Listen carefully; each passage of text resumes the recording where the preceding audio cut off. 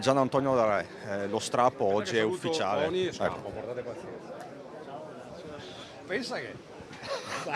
Pensa che Dio ti ascolti.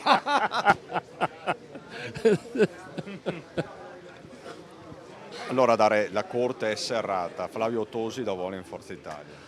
Sì, mi vuole in Forza Italia, ma come ho ripetuto prima nella conferenza stampa, sono della Liga Veneta Lega Nord, sono in questo meraviglioso partito, in questo movimento politico dall'82, sono stato espulso, ma sono convinto che la Liga e la Lega Nord ritorneranno grandi dopo che Salvini sarà defenestrato. Resta leghista della Lega del Nord, precisa Gian Antonio Darè, che per il momento non cede alle lusinghe tosiane, anche perché il carroccio delle sezioni sembra acclamarlo. Dopo la mia espulsione sono chiamato in diverse parti della provincia di Treviso e non solo per andare a trovare le sezioni, perché si riconoscono nella mia idea della vecchia Lega, della vecchia Liga. E così Darè risponde a Giovanni Braido, candidato della Lega ufficiale, che ai nostri microfoni lo aveva definito Peppone Baffone. Io sono onorato di questo di Giovanni Braido, perché Peppone,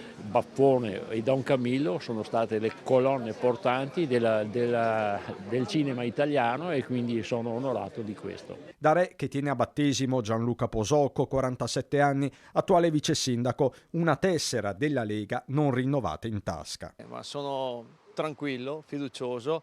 Ho accanto un grande uomo, soprattutto, al di là di un grande politico che è Tony Darè, perché sottolineo è un grande uomo, e una squadra di persone competenti, c'è tanta competenza, lungimiranza, professionalità, voglia di mettersi a disposizione e ascoltare anche le idee degli altri. In squadra Posocco può contare anche su Antonio Miatto, sindaco uscente, anche lui di fatto ex leghista, perlomeno della Lega salviniana. Gioco forza, non sono cambiato io, ma è cambiata il movimento che avrebbe dovuto rappresentarci.